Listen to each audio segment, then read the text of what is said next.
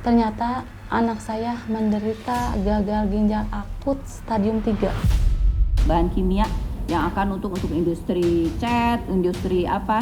Nah, bisa jadi yang masuk untuk industri cat, masuk ke dalam industri farmaseutical, obat. Memang ada yang dilanggar di situ, itulah kita menaikkan bahwa terjadi tindak pidana, makanya kita tingkatkan menjadi penyidikan.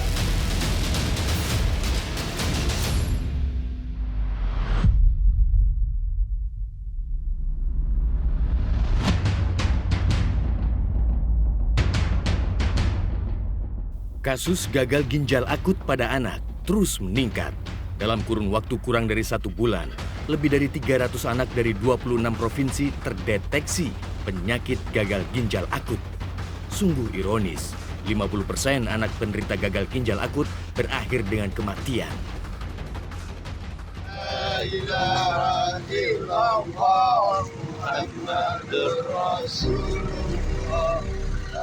Muhammad Ali Subadah Hidayatullah, bayi berusia 1 tahun asal Pasuruan, Jawa Timur, terbujur kaku setelah sebelumnya divonis rumah sakit mengalami gagal ginjal akut. Jenazah bayi 1 tahun ini digendong sang ayah setelah mendapatkan perawatan 1 minggu di Rumah Sakit Dr. Sutomo, Surabaya. Semula, bayi 1 tahun ini hanya mengalami sakit demam dan batuk, dan sang ibu sempat memberikan obat sirup penurun panas. Setelah panas turun, bayi Muhammad Ali Subadah malah tidak dapat buang air kecil selama 2 hari dan dibawa ke rumah sakit. Habis rawat inap, dapat 1 hari 1 malam. Nah itu, waktu sore, anakku ngedrop banget. Nafasnya udah nenggos-nenggos nggak jelas, istriku juga bingung. Akhirnya dokternya kumpul semua dari dokter anak sama dokter IGD. Kan diambil lagi darahnya, lab kedua, lah itu baru katanya ya nggak gimana emang jelasin ke saya kan bingung dokternya. Akhirnya mau nggak mau ya tega harus jelasin. Katanya anak saya gagal ginjal akut yang saat ini tercemar ada di Jakarta itu dan harus dirujuk ke rumah sakit besar. Muhammad Ali Subadah, satu di antara ratusan anak lainnya yang mengalami gagal ginjal akut. Sedikitnya, hingga 31 Oktober, tercatat 304 pasien gagal ginjal akut terkonfirmasi di 26 provinsi. Tren penyakit gagal ginjal akut pada anak ini meningkat drastis sejak Agustus hingga Oktober, dan puncaknya terjadi di bulan Oktober sebanyak 114 kasus. Penyakit gagal ginjal akut ini memang menyerang anak di rentang usia 1 hingga 5 tahun. Dari 304 kasus, setidaknya sebanyak 159 anak meninggal dunia akibat gagal ginjal akut. 24 Oktober lalu, Presiden Joko Widodo memanggil Menteri Kesehatan dan Kepala Badan Pengawas Obat dan Makanan. Saya mendapatkan laporan bahwa kasus ini diduga disebabkan oleh tingginya cemaran bahan pelarut di atas ambang batas yang ditetapkan, seperti propylen glikol, polyethylene glikol, dan lain-lainnya. Dan utamakan keselamatan masyarakat.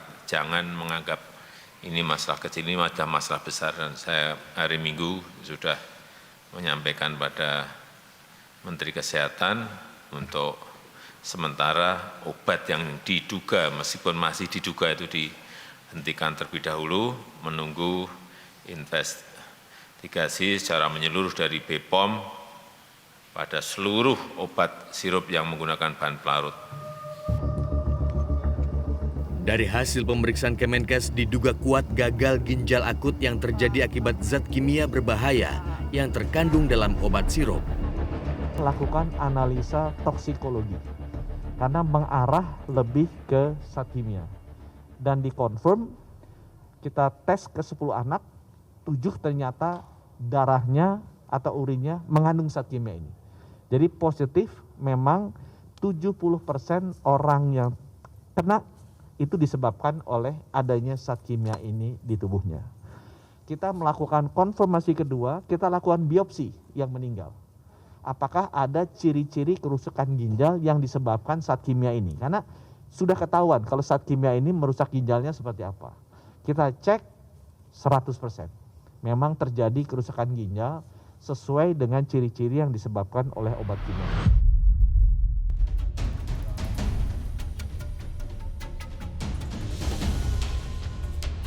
Tim Realitas menelusuri keberadaan salah satu anak yang mengalami gagal ginjal akut di Depok, Jawa Barat.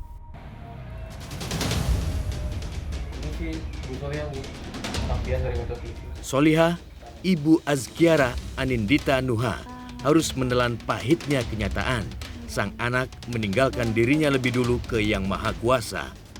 Azkiara, anak bungsu dari 4 bersaudara ini mengalami gagal ginjal akut stadium 3.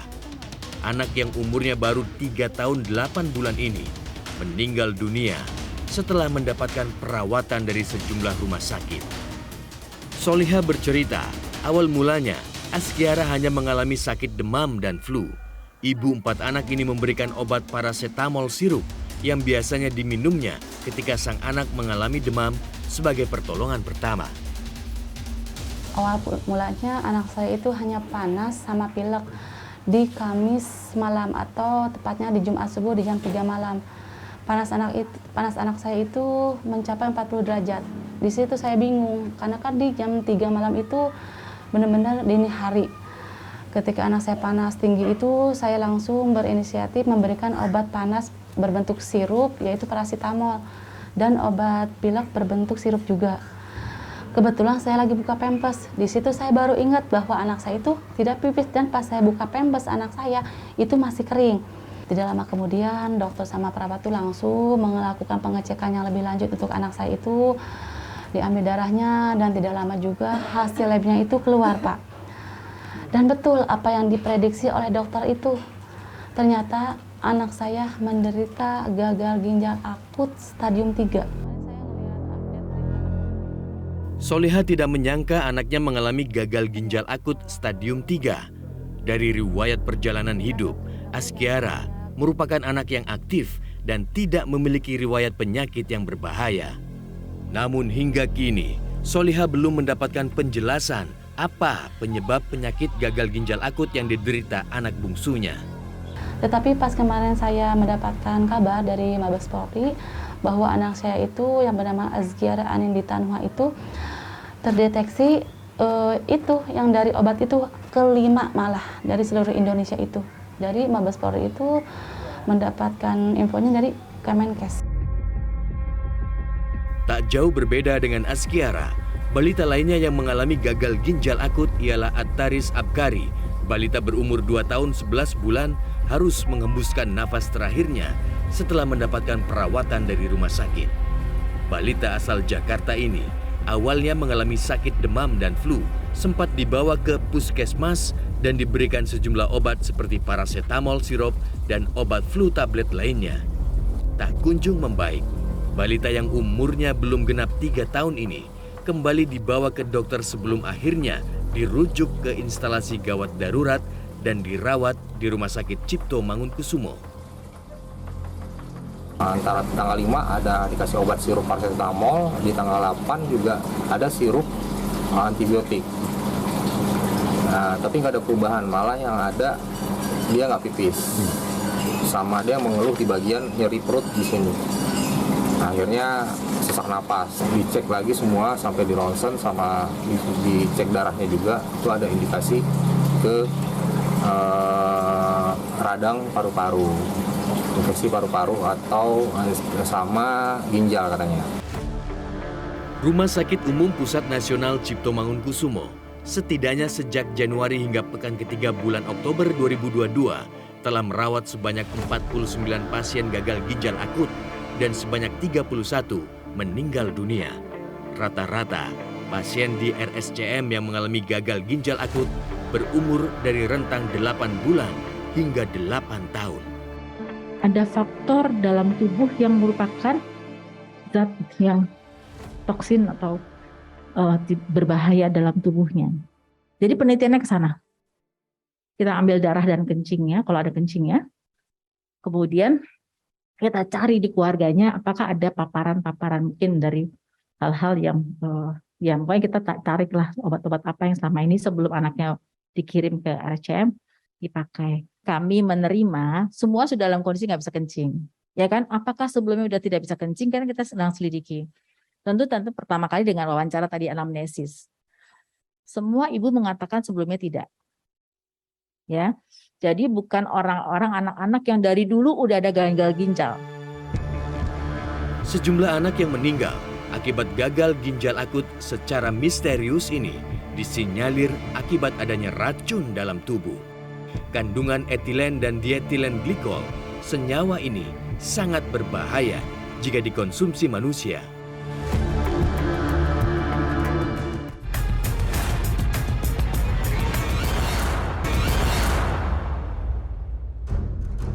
Hasil kajian BPOM menemukan adanya 6 jenis obat yang mengandung etilen glikol dan dietilen glikol di atas ambang batas. 6 jenis obat ini dilarang peredarannya oleh BPOM.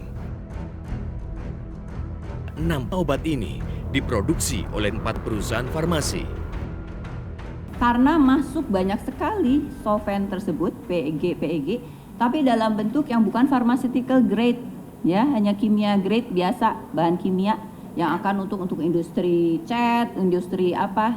Nah, bisa jadi yang masuk untuk industri cat masuk ke dalam industri industri pharmaceutical, obat, ya, masuk tidak dalam bentuk pharmaceutical grade karena tidak dalam kendali Badan POM.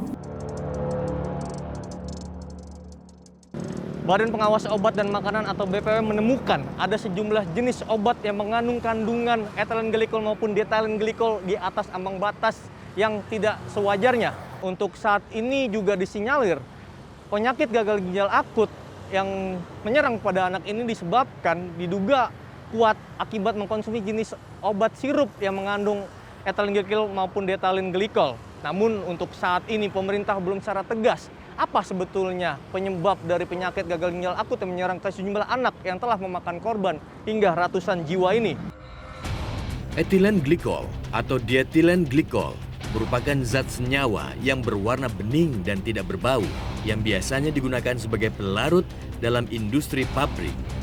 Menurut ahli epidemiologi Pandu Riono, etilen glikol maupun dietilen glikol merupakan zat toksik yang berbahaya jika dikonsumsi oleh manusia. Etilen glikol itu zat yang sangat toksik, ya kan? Pada umumnya dipakai di industri, bukan di farmasi. Tidak boleh dipakai untuk membuat obat. Yang membuat obat itu tadi zat lain, walaupun namanya hampir mirip, adalah propilen glikol, ya, karena zat itu tidak toksik. Siapa yang bisa menjamin bahwa zat toksik itu dalam batas aman? Nah, apakah diserahkan ke industri atau di mana Badan POM juga ikut mengawasi? Nah, selama ini nggak diperiksa mungkin dan diserahkan tanggung jawabnya ke industri farmasi. Ya, ini yang menurut saya menjadi suatu di mana dipertanyakan. Sudah ada 3 perusahaan farmasi yang terindikasi melakukan pelanggaran karena memproduksi obat sirup yang beracun dan diduga sebagai penyebab gagal ginjal akut pada anak. Barreskrim Polri bahkan telah menaikkan status penyelidikan kasus gagal ginjal PT Avi Farma ke tahap penyidikan. Menginformasikan dan sudah memberikan hasilnya, ternyata melebihi ambang batas sampai 235 mg lebih, yang batasnya harusnya 0,1 batas toleransinya. Maka dari itu secara pembuktian formil kita tentunya kita kaitkan dengan pasal yang disangkakan memang ada yang dilanggar di situ. Disitulah kita menaikkan bahwa terjadi tindak pidana, makanya kita tingkatkan menjadi penyidikan.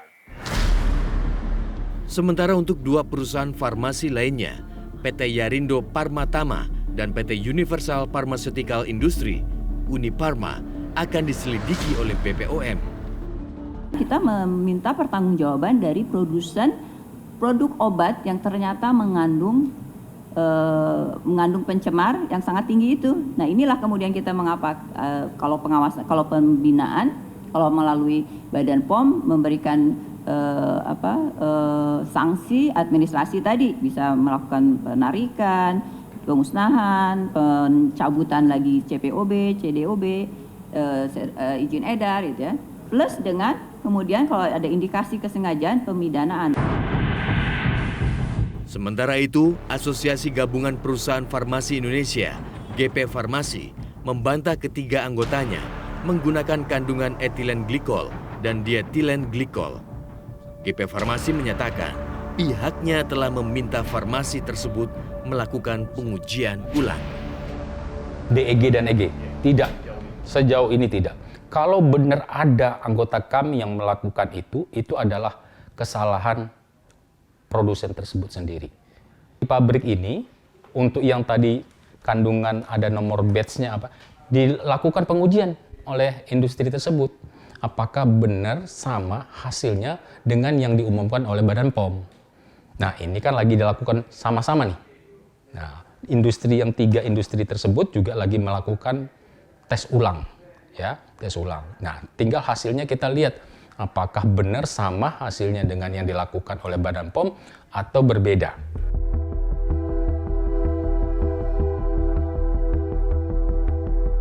Inilah pabrik Universal Pharmaceutical Industry.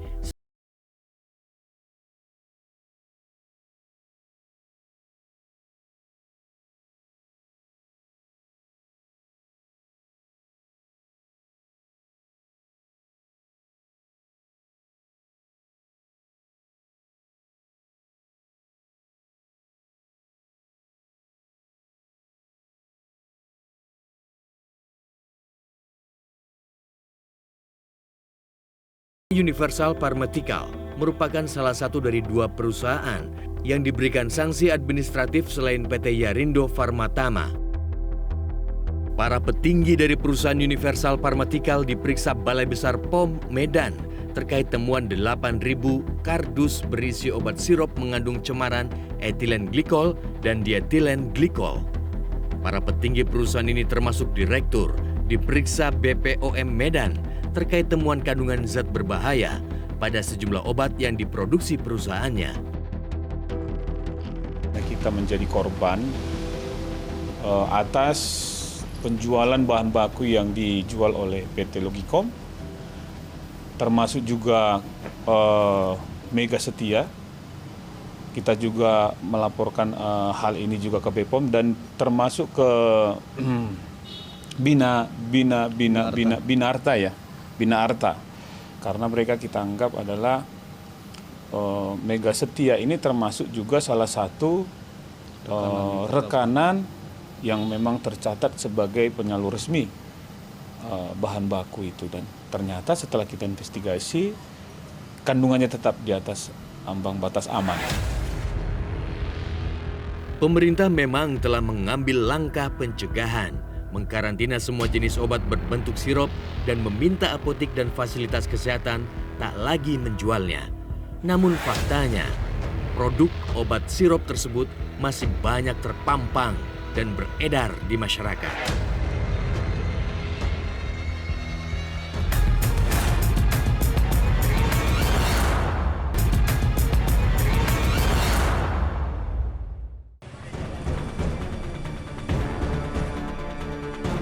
Pemerintah melarang peredaran 6 jenis obat sirup yang mengandung zat etilen dan dietilen glikol melebihi ambang batas, serta sejumlah obat sirup lainnya. Sejumlah apotek masih ada kedapatan yang memajang jenis obat sirup ini di etalase, bahkan masih ada yang menjualnya.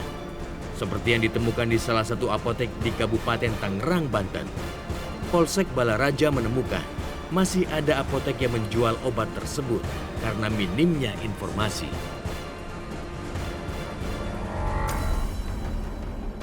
Tim Realitas menelusuri apotek yang ada di DKI Jakarta. Tim Realitas menemukan adanya apotek yang masih memajang display jenis obat sirup yang saat ini masih dalam kajian BPOM untuk peredarannya. Namun pemilik apotek mengaku obat tersebut tidak diperjualbelikan dan dalam proses karantina. Tapi kenapa masih di display itu, Pak? Hah? Tempatnya ya terbatas. Tapi memang sama sekali nggak dijual ya? Termasuk Sunmall gitu, Pak ya? Semuanya nggak dijual. Sediaan dalam bentuk sirup semuanya tidak dijual. Nggak dilayani berarti ya. Kalau orang yang memaksa Pak darurat? Kalau ada resep dokter. Kalau ada resep dokter baru kita layani. Kalau nggak ada resep dokter tidak kita layani. Tidak dijual. Tidak hanya terjual bentuk sirup. Pasar Pramuka, Jakarta Timur telah menarik 5 jenis obat yang dilarang oleh BPOM. Pedagang di Pasar Pramuka mempertanyakan kandungan etilen glikol dan detilen glikol yang tercemar dari sejumlah jenis obat ini. Sejatinya, 5 jenis obat yang disebut memiliki kandungan EG dan DG di atas ambang batas ini telah dijual selama 20 tahun terakhir dan merupakan produk yang paling dicari masyarakat sebagai obat penurun panas maupun flu. Kok bisa tiba-tiba baru sekarang terpaparnya? Jadi selama 20 tahun kebelakangan ini atau 15 tahun kemarin ini aman-aman saja gitu loh. Nah, jadi kita juga kaget, ini ada apa? Apakah memang ada unsur kesengajaan dari pihak produsen atau memang kurangnya pengawasan dari Badan POM menguasai produksi obat-obatan ini dan peredaran obat-obatan ini. Yang kami tahu adalah seharusnya setiap 3 bulan sekali Badan POM itu mengambil sampel ke kita gitu, ke toko-toko obat dengan acak gitu loh. Nah, tapi sudah berapa tahun ini fungsi itu tidak ada sama sekali. Sebetulnya, 5 jenis obat yang dilarang BPOM untuk diedarkan sementara waktu ini telah memproduksi obat ini selama puluhan tahun. BPOM mengklaim telah melakukan pengawasan secara ketat yang disinyalir cemaran kandungan zat toksik ini berasal pada saat produksi. Badan POM sudah melakukan segala hal. Kemudian kami indikasi juga di mana titik-titik yang belum ada dalam kendali Badan POM. Yang dalam belum ada kendali tadi sudah disampaikan kan, pemasukan bahan baku karena itu sangat penting sekali ya. Nyata yang masuk adalah bahan baku yang non pharmaceutical dan kami tidak punya kendali karena masuknya tidak melalui SKI Badan POM. Ini ketahuan nih satu ini ya. Boleh jadi kandungan etilen glikol dan dietilen glikol telah tercemar ke 6 jenis obat yang telah diumumkan BPOM. Yang menjadi pertanyaan, obat yang telah tersebar di negeri ini, berapa banyak telah dikonsumsi anak-anak? Jangan-jangan banyak yang tidak terlapor. Jangan-jangan ada semacam underreported, underdiagnostic, seperti halnya fenomena gunung es. Kasus ini kelihatan kecil, padahal kemungkinan itu besar di bawah. Setelah ratusan anak meninggal akibat gagal ginjal akut, pengawasan obat harusnya tak boleh lengah. Pemerintah, dalam hal ini Kementerian Kesehatan dan BPOM, harus bertindak tegas. Bila sudah begini, siapa yang harus bertanggung jawab?